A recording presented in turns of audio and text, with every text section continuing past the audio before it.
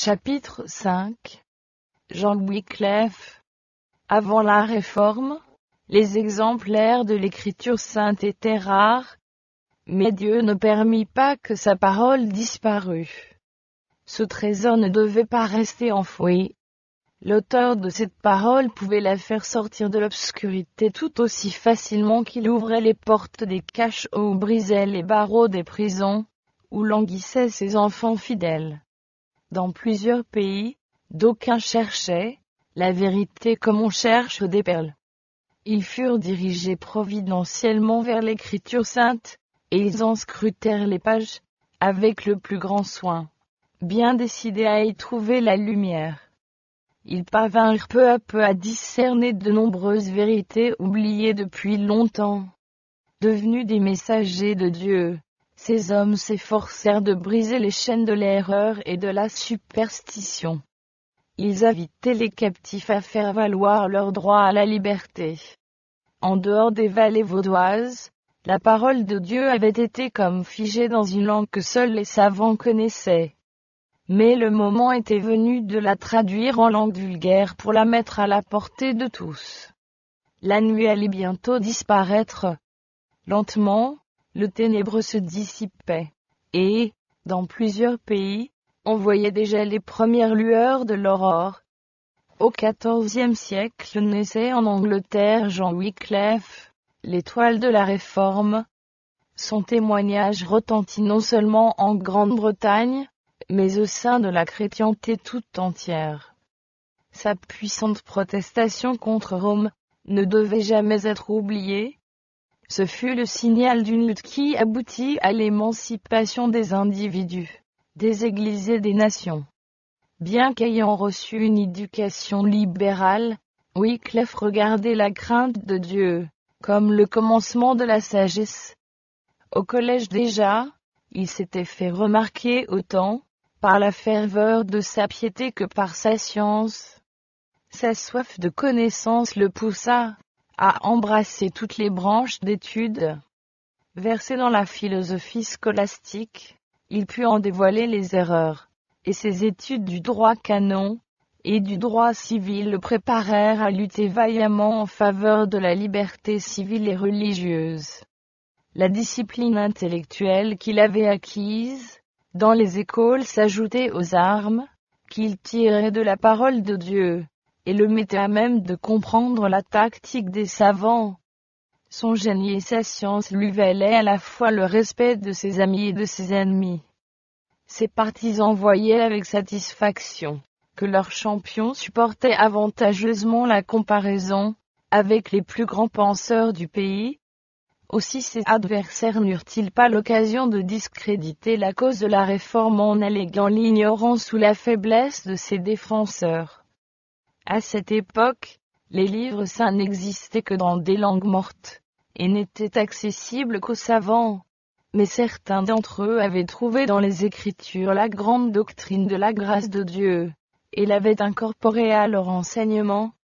De là, elle s'était répandue au dehors, et plusieurs avaient été amenés à sonder les oracles de Dieu.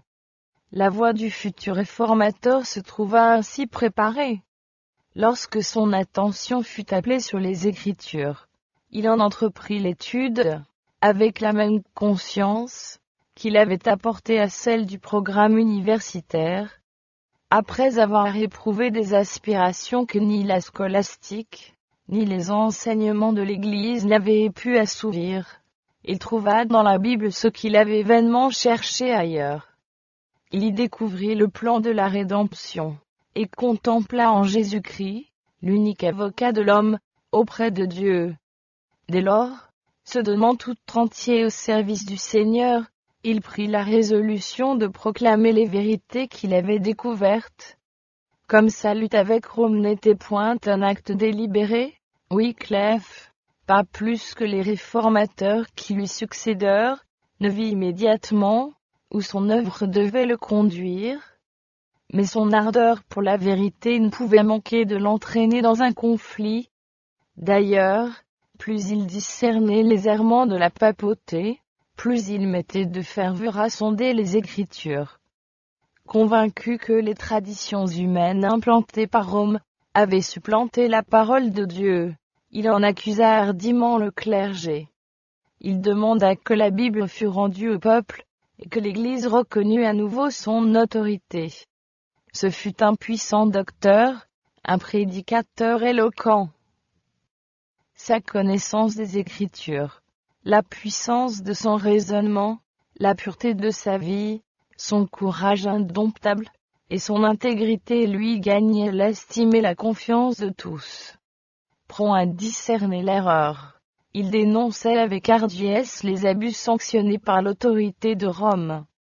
Aussi, un grand nombre de personnes, qui avaient perdu confiance en l'Église à la vue des iniquités qui y prévalaient, acclamaient-elles avec une joie non dissimulée les vérités annoncées par Wycliffe.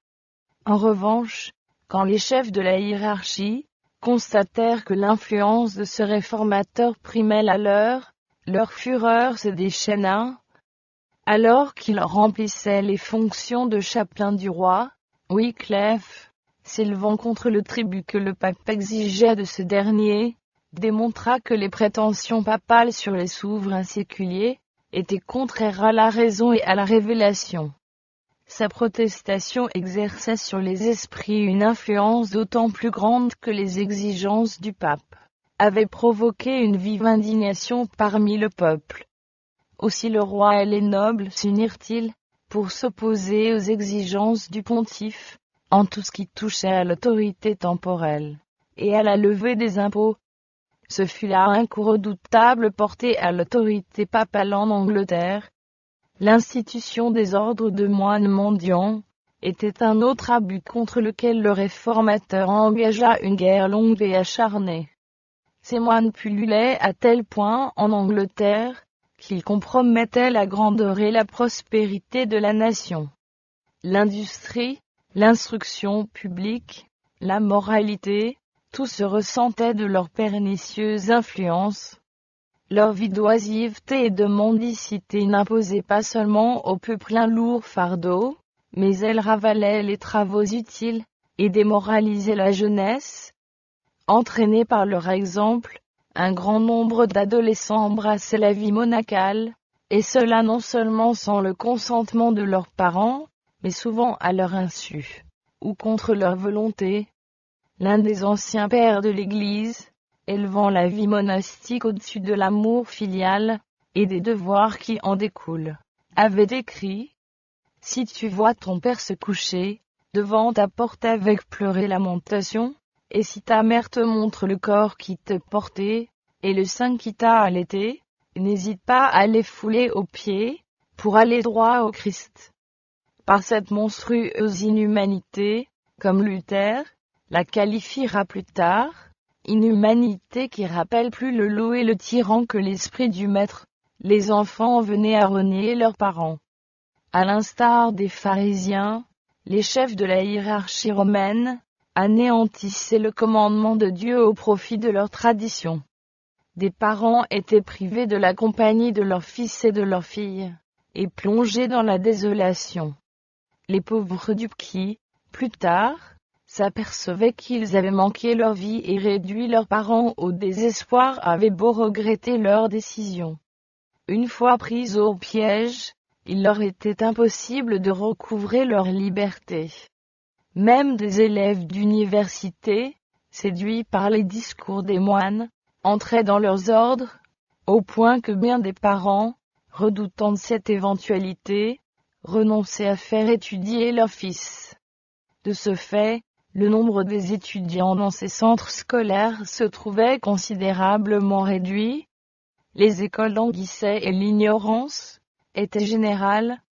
Le droit de confesser et de donner l'absolution que le pape avait accordée aux moines mendiants était aussi la source de maux innombrables. La soif du gain les poussant à accorder le pardon, même aux pires des criminels, qui s'adressaient à eux. On vit bientôt le vice monter comme une marée. Les malades et les pauvres étaient abandonnés. Les aumônes qui auraient dû leur être réservées allaient aux religieux, qui les exigeaient avec menace, et dénonçaient l'impiété de ceux qui les leur refusaient. Les moines faisaient profession de pauvreté, ce qui n'empêchait pas leur fortune d'aller sans cesse en augmentant.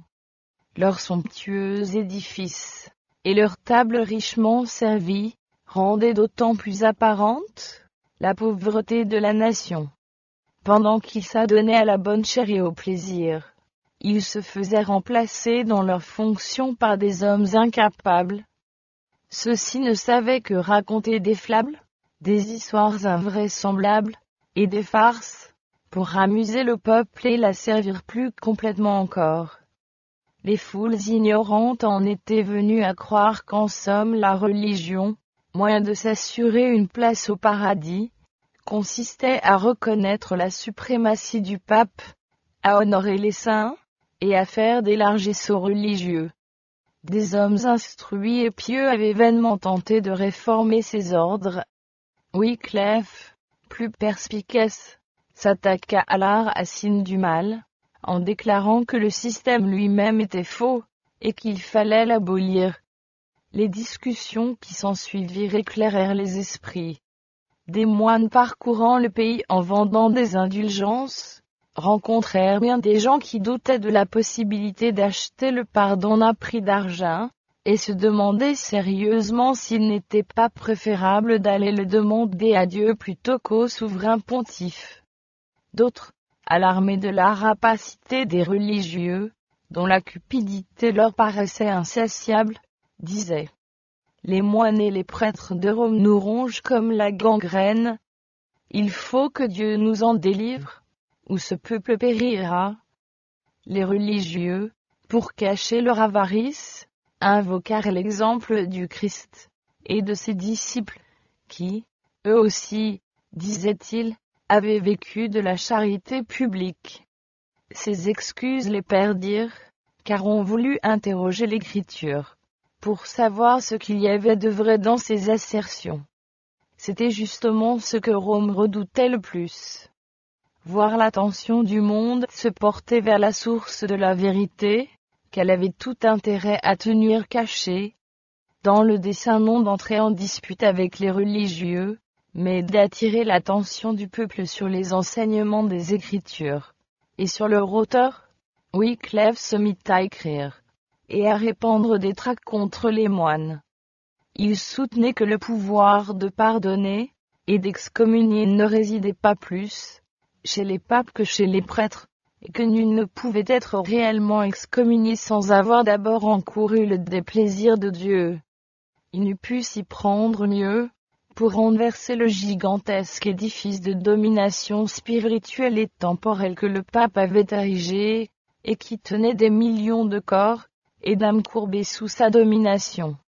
Une fois de plus, Wycliffe fut appelé à défendre les droits de la couronne d'Angleterre contre les empiètements de Rome. Désigné comme ambassadeur royal, il passa 2 ans à conférer avec les représentants du pape aux Pays-Bas. Dans ses rapports avec des prélats de France, d'Italie et d'Espagne, à même de voir ce qui se passait dans les coulisses, Wycliffe apprit bien des choses qui devaient lui servir dans ses travaux ultérieurs. Il discerna chez les légats de la cour pontificale la véritable nature et les visées de la hiérarchie. Rentré en Angleterre, il reprit son enseignement avec un nouveau zèle et un nouveau courage, proclamant que les dieux de Rome étaient l'avarice, l'orgueil et le mensonge. Dans un de ses tracts, parlant du pape et de ses quêteurs, il s'exprime ainsi: ils drainent de notre pays le nécessaire des pauvres. Chaque année, des milliers de marcs de l'argent du roi servent à payer les sacrements et le casuel, ce qui n'est autre chose qu'une damnable simonie exercée aux dépens de la chrétienté. Certes, si notre pays possédait une montagne d'or à laquelle personne ne touche que le quêteur de ce pontife, orgueilleux et mondain, il arriverait qu'avec le temps, cette montagne finirait par disparaître, ne nous laissant en retour que la malédiction de Dieu.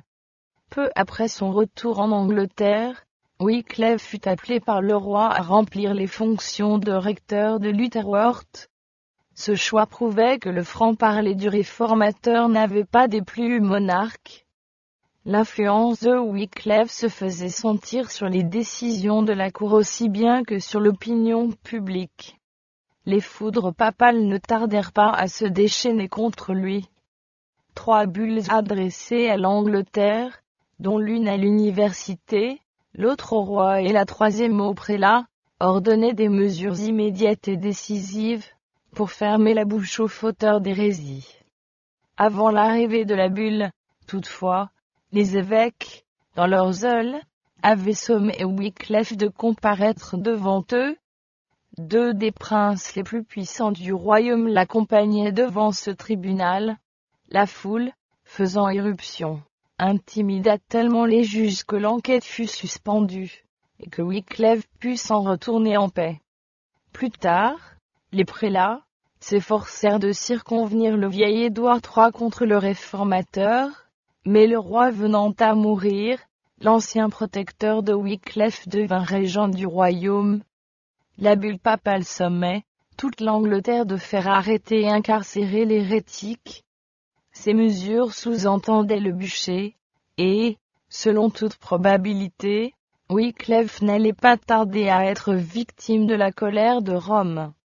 Mais celui qui avait dit autrefois « Ne crains point, je suis ton bouclier », étendit de nouveau sa main pour protéger son serviteur. La mort frappa non le réformateur, mais le pontife qui avait décrété sa perte. Grégoire XI ayant disparu, les ecclésiastiques qui s'étaient réunis pour faire le procès de Wycliffe se dispersèrent, et la réforme naissante continua d'être protégée par la divine providence. La mort de Grégoire fut suivie de l'élection de 2 papes rivaux. 2 pontifes se disant tous 2 infaillibles, réclamaient l'obédience de la chrétienté. Chacun d'eux appelait les fidèles à combattre son antagoniste, accompagnant ses ordres de terribles anathèmes à l'adresse de ses ennemis, et promettant le ciel à ses partisans. Ces événements affaiblissaient singulièrement le prestige papal. Les factions rivales étant occupées à se combattre mutuellement, Wycliffe fut laissé en paix, tandis que se croisaient anathèmes et récriminations, et que des torrents de sang étaient versés pour soutenir les prétentions des 2 adversaires. Pendant que l'Église était le théâtre du crime et du scandale, le réformateur, de sa paisible retraite de Lutherworth, s'employait de toutes ses forces à détourner l'attention du monde du spectacle des discordes papales pour la porter sur Jésus, le prince de la paix. Le schisme ouvrait le chemin à la réforme. Les querelles et la dégradation morale, dont il était la cause, ouvraient les yeux des gens sur la vraie nature de la papauté. Dans un traité sur le schisme des papes, Wycliffe invitait ses lecteurs à se demander sérieusement si ces 2 prêtres ne disaient pas la vérité quand ils s'anathématisaient l'un l'autre, se traitant mutuellement d'antichrist. Dieu, disait-il, n'a pas permis que le malin régnât par l'un de ces 2 prêtres seulement, il leur a partagé le pouvoir, afin que les fidèles, au nom de Jésus-Christ, puissent en avoir raison plus aisément. Comme son maître, Wycliffe prêchait l'évangile aux pauvres. Et, non content de répandre la lumière dans les humbles demeures de sa paroisse de Lutherworth, il voulut la porter dans toutes les parties de l'Angleterre.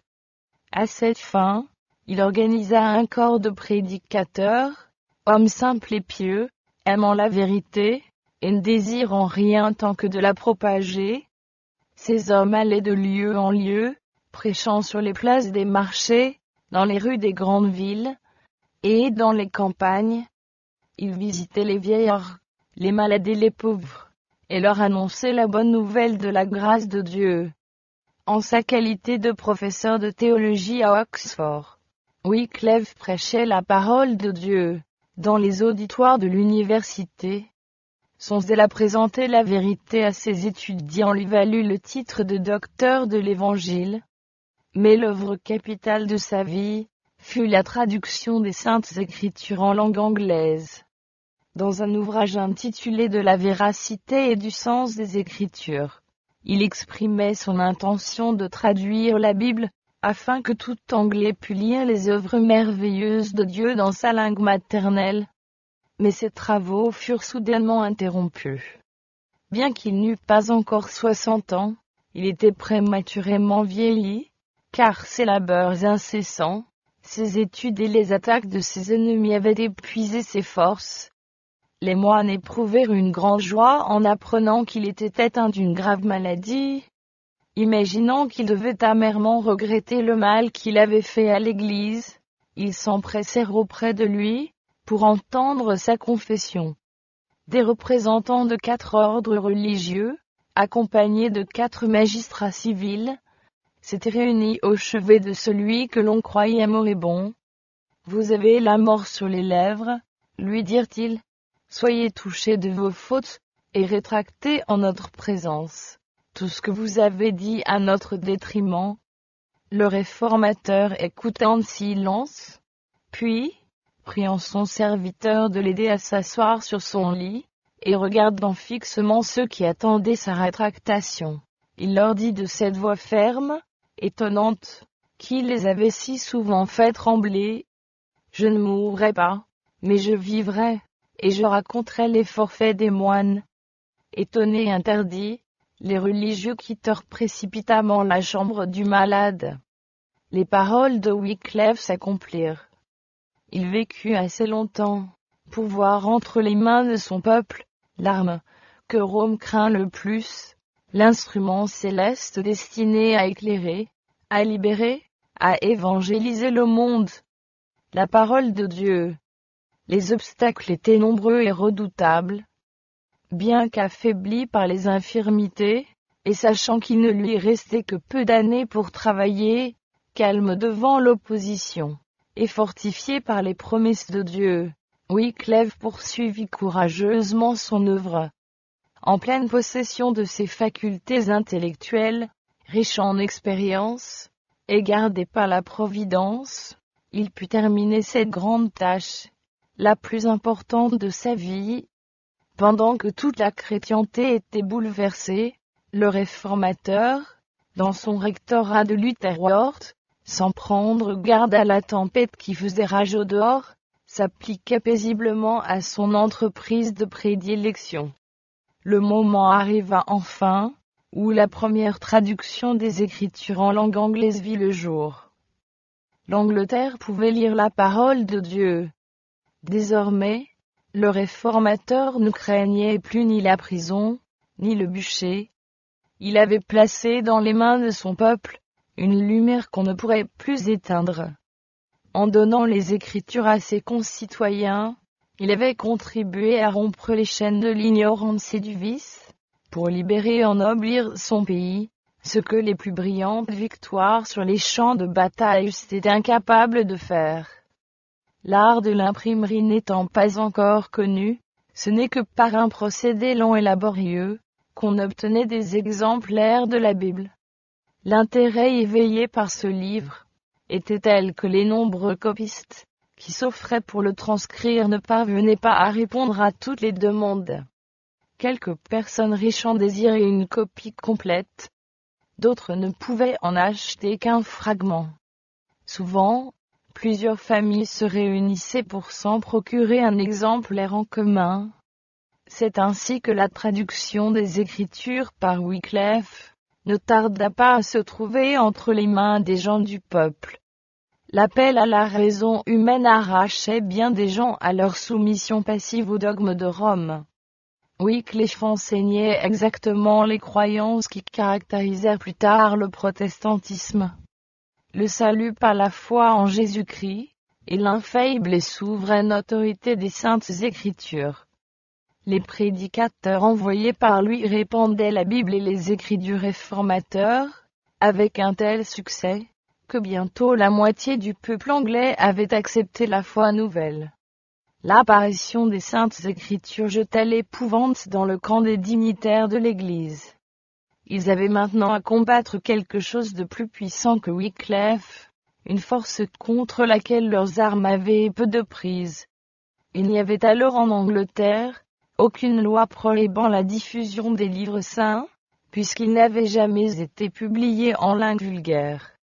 Ces lois furent élaborées, et strictement mises en vigueur par la suite. En attendant, en dépit de tous les efforts des prêtres, on jouit durant un certain temps de la liberté de répandre la parole de Dieu. Pour réduire au silence la voix du réformateur, les chefs de la hiérarchie le firent comparaître successivement devant 3 tribunaux.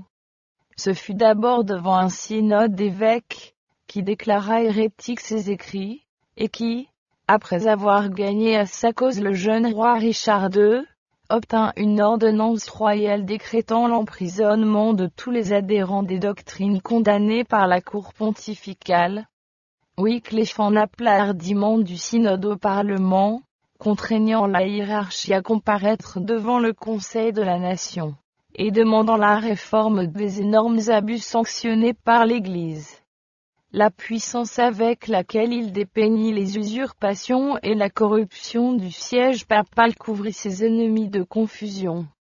Mais ses amis et partisans avaient plié sous l'orage, et l'on s'attendait que ce vieillard, resté seul, se soumit à la double puissance de la couronne et de la mitre. On assista au contraire à la défaite de ses adversaires.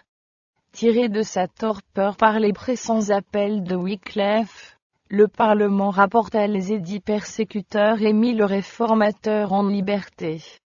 La 3e fois, Wycliffe fut cité devant un tribunal composé des plus hauts dignitaires ecclésiastiques du royaume. Ce tribunal devait naturellement se montrer impitoyable pour l'hérésie. Le moment était venu où Rome allait enfin triompher, et où l'œuvre du réformateur serait définitivement écrasée. Telle était du moins l'espérance de ses adversaires. S'ils parvenaient à leur fin, Wycliffe serait forcé, ou d'abjurer, ou de quitter le tribunal, pour monter sur le bûcher. Le réformateur ne fit ni rétractation ni compromis. Il soutint hardiment ses enseignements, et repoussa les accusations de ses persécuteurs. S'oubliant lui-même, ainsi que sa situation, il somma ses auditeurs de comparaître avec lui devant le tribunal de Dieu, et pesait leurs sophismes et leurs erreurs à la balance de la vérité éternelle. Le Saint-Esprit manifesta sa présence au point que ses auditeurs étaient comme interdits, et cloués sur leur siège. Semblables aux flèches du Tout-Puissant, les paroles du réformateur transperçaient tous les cœurs. Retournant avec force contre ses accusateurs, la charge d'hérésie formulée contre lui, il leur demanda comment ils avaient osé répandre leurs erreurs, et, par amour de l'argent, faire trafic de la grâce de Dieu. Contre qui prétendez-vous vous être élevés, leur demanda-t-il dans sa péroraison. Contre un vieillard qui a déjà un pied dans la tombe. Non. C'est contre la vérité, qui est plus puissante que vous, et qui finira par vous vaincre. Puis il se retira de l'assemblée, sans qu'aucun de ses adversaires osât l'arrêter. L'œuvre de Wycliffe était presque achevée. L'étendard de la vérité que ses vaillantes mains avaient si longtemps fait flotter allait leur échapper, mais il devait rendre une dernière fois témoignage à l'Évangile. C'est de la forteresse même du royaume de l'erreur que la vérité devait encore être proclamée. Wycliffe fut sommé de comparaître à Rome devant le tribunal pontifical, tribunal qui avait si souvent répandu le sang des saints. Sans se dissimuler les dangers qu'il courait, il aurait répondu à la sommation, si une attaque de paralysie ne l'en avait empêché. Il lui était impossible de faire entendre sa voix à Rome, mais il pouvait écrire, et c'est ce qu'il résolut de faire. De son rectorat, le réformateur envoya au pape une lettre respectueuse et chrétienne, mais sévère à l'égard de la pompe et de l'orgueil de la curie romaine.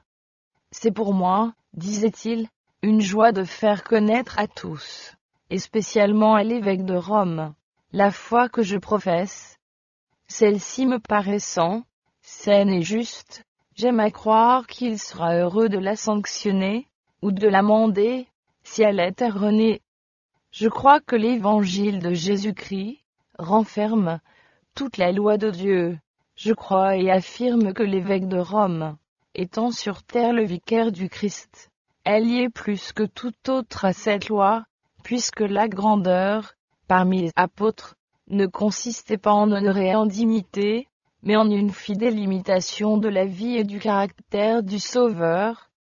Au cours de son pèlerinage terrestre, le Seigneur Jésus vécut dans une extrême pauvreté, repoussant toute autorité et toute gloire mondaine. Un chrétien ne doit suivre le pape, ou n'importe quel saint homme, que dans la mesure où il suit lui-même exactement le Seigneur Jésus-Christ. En désirant des honneurs terrestres, Pierre et les fils de Zébédée encoururent son déplaisir, et ne doivent par conséquent pas être imités dans ses erreurs. À l'exemple du Christ et de ses apôtres, le pape doit laisser au pouvoir séculier toute la puissance temporelle, et exhorter fidèlement tout le clergé à n'en faire autant. Du reste, si, en quoi que ce soit, j'ai erré, je consens très humblement à être ramené de mon égarement, fût-ce au prix de ma vie, si cela est nécessaire. Quant à l'appel que l'on m'a adressé, je désirerais pouvoir y répondre, mais les enseignements du Seigneur m'ont appris que c'est à Dieu plutôt qu'aux hommes qu'il y faut obéir. Wycliffe concluait en disant: prions notre Dieu qu'il agisse, comme il a commencé de le faire, sur le cœur de notre pape Urbain VI, afin que lui et son clergé puissent suivre notre Seigneur Jésus-Christ dans sa vie et dans son caractère, et que tous ensemble, ils puissent marcher fidèlement sur ses traces. En manifestant ainsi la douceur et l'humilité de Jésus devant le pape et ses cardinaux, Wycliffe démontrait au monde entier le contraste existant entre ces derniers et le maître qu'ils prétendaient représenter. Le réformateur avait la conviction que sa vie serait le prix de sa fidélité. Le roi, le pape et les évêques étaient unanimes pour le condamner. Quelques mois à peine, selon toute prévision, le séparaient du bûcher, mais son courage demeurait inébranlable.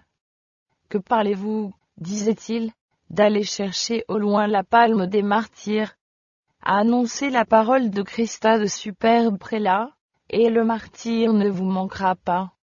Vivre et me taire, jamais que le glaive suspendu sur ma tête tombe. J'attends le coup. Cette fois encore, Wycliffe échappa à ses ennemis. Celui qui, sa vie durant s'est hardiment déclaré pour la vérité au milieu des plus grands périls, ne devait pas tomber victime de la haine de ses ennemis. Jamais Wycliffe n'avait pensé à se défendre, mais Dieu avait été son protecteur. Et maintenant que ses ennemis croyaient le tenir, il le plaçait hors de leur atteinte. Alors que le réformateur se disposait à présider un service de communion dans son église de Lutavoort, il eut une attaque de paralysie, dont il mourut peu après. Le Dieu qui avait assigné à Wycliffe sa tâche, et placé ses paroles dans son cœur, avait veillé sur sa personne, et prolongé sa vie, jusqu'à ce que fussent jetées sûrement les bases du grand œuvre de la Réforme. Sortant des ténèbres du Moyen-Âge, Wycliffe n'avait pu appuyer son œuvre de réforme sur aucun prédécesseur. Appelé, comme Jean-Baptiste, en vue d'une mission spéciale, il fut le fondateur d'une ère nouvelle. Pourtant, sa conception de la vérité présente un degré d'unité et de perfection que les réformateurs subséquents n'ont jamais surpassé, et que certains, venus un siècle plus tard, n'ont pas même atteint. Les fondements jetés par ses mains étaient si larges, si profonds et si solides, que ses successeurs n'eurent pas la peine de les poser à nouveau. Le mouvement inauguré par Wycliffe en vue de la libération des esprits et des consciences, comme aussi de l'affranchissement des nations si longtemps enchaînées au char triomphal de Rome, puisait son énergie dans la parole de Dieu, source du fleuve de bénédiction qui, depuis le XIVe siècle, a coulé sur le monde. Intransigeant, Wycliffe voyait dans les Écritures la révélation inspirée de la volonté de Dieu, la règle unique de la foi et de la vie. On lui avait appris à considérer l'Église de Rome comme divine et son autorité comme infaillible, ainsi qu'à recevoir avec une confiance aveugle les enseignements et les usages sanctionnés par une pratique millénaire. Mais il avait fermé l'oreille à toutes les voix pour n'entendre que la parole de Dieu devant laquelle il invitait le monde à s'incliner. Au lieu d'écouter l'Église parlant par la bouche du pape, il déclarait que la seule autorité en matière de foi est la voix de Dieu s'exprimant dans sa parole. Non seulement, affirmait-il, les Écritures sont une révélation parfaite de la volonté divine, mais le Saint-Esprit est leur seul interprète, et c'est par une étude personnelle que chacun est appelé à connaître son devoir. Il détournait ainsi les esprits loin du pape et de l'Église pour les diriger vers la parole de Dieu. Wycliffe a été l'un des plus grands réformateurs. Par l'envergure de son esprit et la lucidité de sa pensée, par sa hardiesse et sa constance dans la défense de la vérité, il n'a été égalé que par un petit nombre de ses successeurs. Une vie pure, une inlassable activité dans l'étude et dans le travail, une intégrité incorruptible, un dévouement et une charité apostolique dans son ministère, telles furent les qualités maîtresses du premier des réformateurs. Cela, en dépit des ténébreux intellectuels, et de la corruption morale de son siècle. La vie de Wycliffe est un monument de la puissance éducatrice et transformatrice de la parole de Dieu. Le Saint-Livre fit de lui ce qu'il fut. L'effort exigé par l'étude des grandes vérités de la révélation communique à toutes les facultés une fraîcheur et une vigueur nouvelles. Il élargit la pensée, aiguise l'esprit, mûrit le jugement. Plus que toute autre étude, celle de la Bible en anoblit les sentiments et les aspirations. Elle inspire la persévérance, la patience, le courage, la fermeté. Elle forme le caractère et sanctifie l'âme. Une étude respectueuse des Écritures nous met en contact direct avec l'Esprit divin. Elle donne au monde des hommes plus forts, des génies plus puissants, des caractères plus nobles que l'étude de la philosophie. La révélation de tes paroles est claire. Elle donne de l'intelligence aux simples. Les doctrines enseignées par Wycliffe continuèrent à se répandre pendant un certain temps. Sous le nom de Wycliffite de Lollard, ses disciples travaillèrent avec un zèle redoublé à répandre la parole de vie non seulement en Angleterre, mais en d'autres pays. Des foules accouraient pour entendre leurs enseignements. Au nombre des convertis se trouvaient des membres de la noblesse, et même la reine. L'hérité les vestiges idolâtres du romanisme disparaissaient des églises. En maints endroits, on constata une réforme radicale des mœurs. Mais bientôt l'impitoyable tempête de la persécution s'abattit sur ces fidèles chrétiens. Les monarques anglais, désireux d'affermir leur trône en s'assurant l'appui de Rome, n'hésitèrent pas à sacrifier les réformateurs. Pour la première fois, au cours de l'histoire d'Angleterre, le supplice du bûcher fut décrété contre les disciples de l'Évangile. Les martyrs succédèrent aux martyrs. Les héros de la vérité, proscrits et torturés, n'avaient d'autre recours que l'Éternel des armées. Traqués comme ennemis de l'Église et traîtres à la patrie, ils continuaient de prêcher en secret dans les demeures des pauvres, et souvent même dans des cavernes. En dépit de la fureur des persécuteurs, une protestation calme, pieuse, intense et persévérante continua de se faire entendre, des siècles durant, contre la corruption de la foi religieuse. Ces chrétiens n'avaient qu'une connaissance imparfaite de la vérité, mais ils avaient appris à aimer la parole de Dieu, et à lui obéir, et pour elle ils marchaient courageusement à la mort.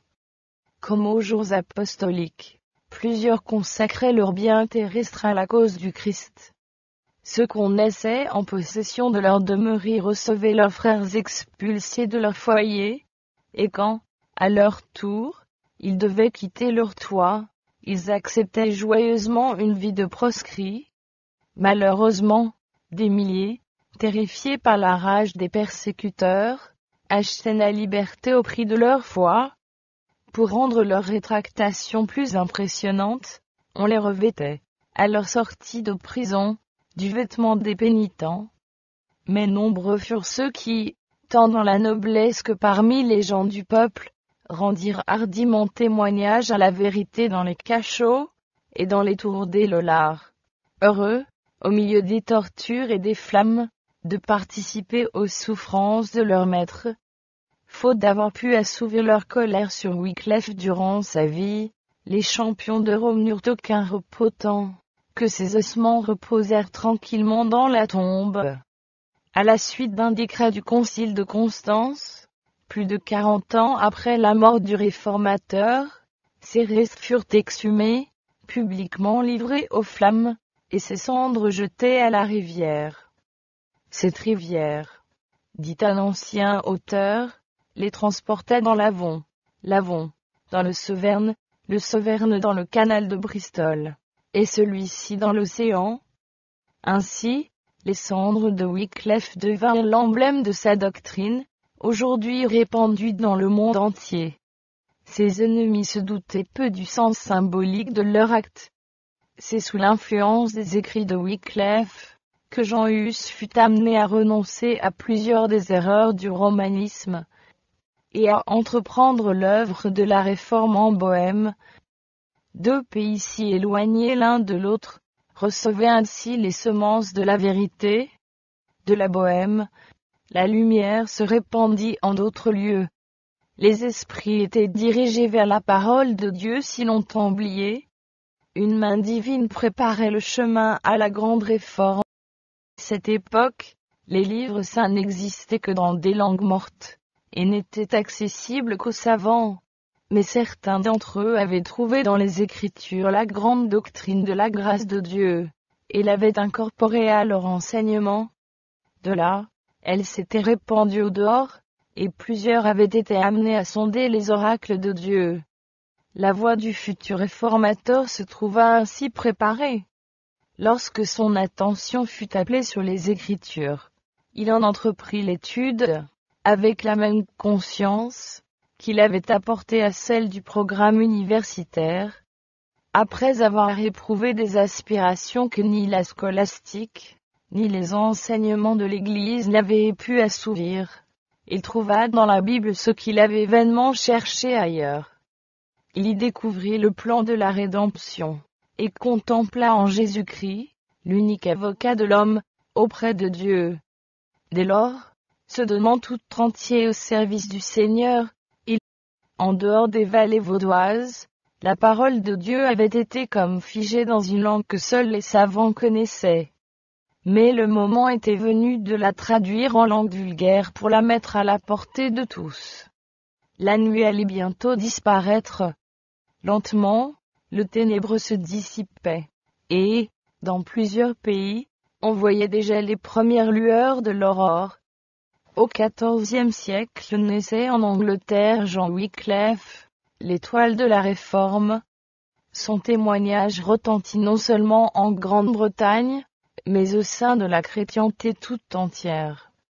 Sa puissante protestation contre Rome ne devait jamais être oubliée. Ce fut le signal d'une lutte qui aboutit à l'émancipation des individus, des églises et des nations. Bien qu'ayant reçu une éducation libérale, Wycliffe regardait la crainte de Dieu comme le commencement de la sagesse. Au collège déjà, il s'était. Chapitre 5. Jean Wycliffe. Avant la Réforme, les exemplaires de l'Écriture sainte étaient rares, mais Dieu ne permit pas que sa parole disparût. Ce trésor ne devait pas rester enfoui. L'auteur de cette parole pouvait la faire sortir de l'obscurité tout aussi facilement qu'il ouvrait les portes des cachots ou brisait les barreaux des prisons, où languissaient ses enfants fidèles. Dans plusieurs pays, D'aucuns cherchaient la vérité comme on cherche des perles. Ils furent dirigés providentiellement vers l'Écriture sainte, et ils en scrutèrent les pages, avec le plus grand soin, bien décidés à y trouver la lumière. Ils parvinrent peu à peu à discerner de nombreuses vérités oubliées depuis longtemps. Devenus des messagers de Dieu, ces hommes s'efforcèrent de briser les chaînes de l'erreur et de la superstition.